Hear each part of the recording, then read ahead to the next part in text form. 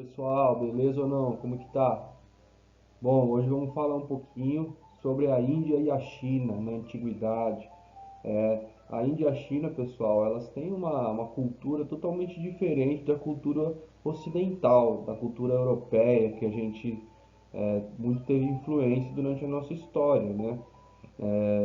Muitas das religiões a gente às vezes nem conhece quais são as religiões que nasceram, né, que se desenvolveram lá no Oriente. Então nós vamos abordar um pouquinho das características desses países, tá, sociais e também as religiões que nasceram em cada um deles. Então vamos lá. Primeiramente, pessoal, o budismo, ele nasceu lá na Índia, galera, lá no Oriente, tá? E ele nasceu, na verdade, primeiramente como uma filosofia de vida. Não era, no início não se era tido como uma religião, e sim uma filosofia de vida, tá? Foi só depois do século XIX que ela se torna uma religião, tá? E essa religião budista, ela nasceu através do Buda, né? Que foi uma pessoa que viveu, ele era da alta classe que vivia na Índia, vivia dentro de palácios, né? E pregava muito a abstenção, né? Você não ligar muito para os bens materiais, para roupas caras, carros, esse tipo de coisa, tá? E também se espalhou essa religião, tá? Ela se espalhou para tanto China, Japão, Coreia, principalmente o Oriente, tá? Foi só recentemente, no século XX, que com a globalização e tudo isso, pessoas do Ocidente, os Estados Unidos, né, Europa, começaram a se familiarizar com essa religião e muitas pessoas hoje em outros países ocidentais são budistas, né? Pessoas fora da Índia hoje em dia são budistas, não é exclusivamente quem é indiano que é budista, certo? Continuando, o confucionismo, pessoal, que é uma outra religião, tá? Essa mais na China, nasceu lá na China. Então, o confucionismo vem de Confúcio, tá?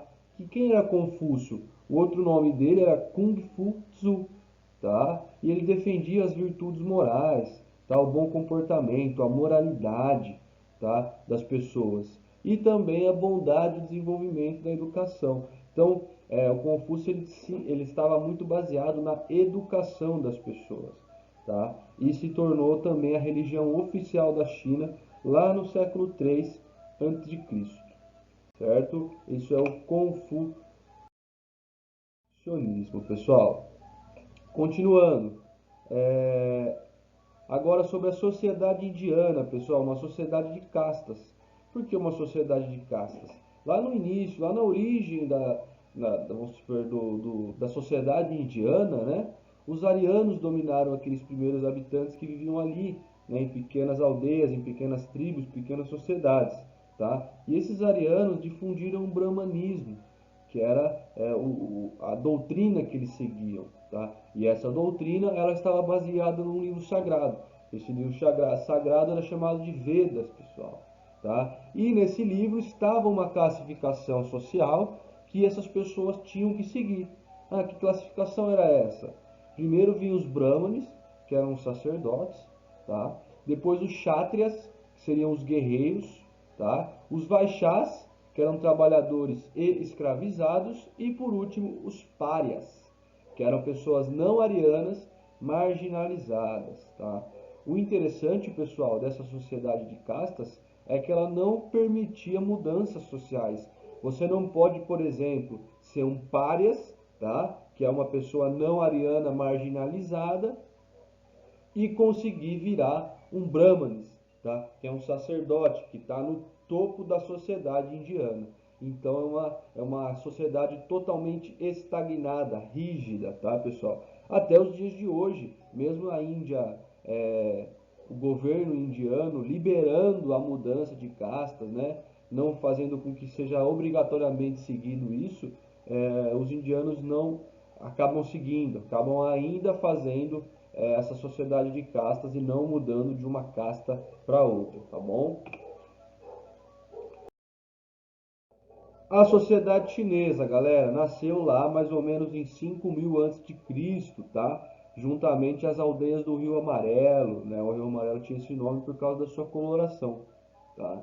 A primeira unificação chinesa, ela vai acontecer em 1800 antes de Cristo, na dinastia Xia, tá? Logo depois, né? Logo de alguns anos os reinos combatentes, que é o momento em que a China entra em grandes conflitos internos, tá? Entre a sua própria população, tá? Entre o século V e o século III a.C. E no século III vai nascer a dinastia Qin, que é uma das dinastias mais famosas aí da China, tá? E que vai iniciar um grande monumento conhecido até hoje, né? Que ainda até hoje existe lá na China, que é a Muralha da China. Ela começou a ser construída na dinastia Qin, mas demorou décadas, várias décadas, para poder ficar pronta, tá? É, no fim do século III, pessoal, logo depois da dinastia Qin, começa a dinastia Han, que aí vem o confucionismo, ele se torna a religião oficial ali da China, pessoal. Então, o reino do meio, pessoal, que eles abordavam a China como o reino do meio. Eles consideravam a China o reino do meio, a própria sociedade chinesa, tá? Eles consideravam que eles estavam no meio do mundo, no centro do mundo. Por isso esse nome. O imperador era o ser divino, tá? Aí a classificação social. O ser divino era o imperador, ele não era considerado só o líder político, mas sim ele era considerado um deus praticamente na Terra. Abaixo do imperador estavam os nobres, né? Altos funcionários, proprietários de terras, que também eram chamados de mandarins. Depois a gente vai ter os comerciantes, artesãos e médios funcionários. Por fim, os camponeses, né? E a última classe ali, que eram os escravizados, tá? As principais atividades é, praticadas pelos chineses são a agricultura, a fabricação de seda, né, através do bicho da seda, o papel, que foi criado na China, e também as ferramentas que nasceram lá, né, como a bússola, que nasceu na China, a pólvora, tá? Muitas das coisas que nós usamos no nosso dia a dia nasceu na China, tá? E por isso é muito importante a gente saber os aspectos culturais e sociais dessas civilizações. Beleza? Nós vamos ficando por aqui, pessoal. Valeu, um abraço a todos.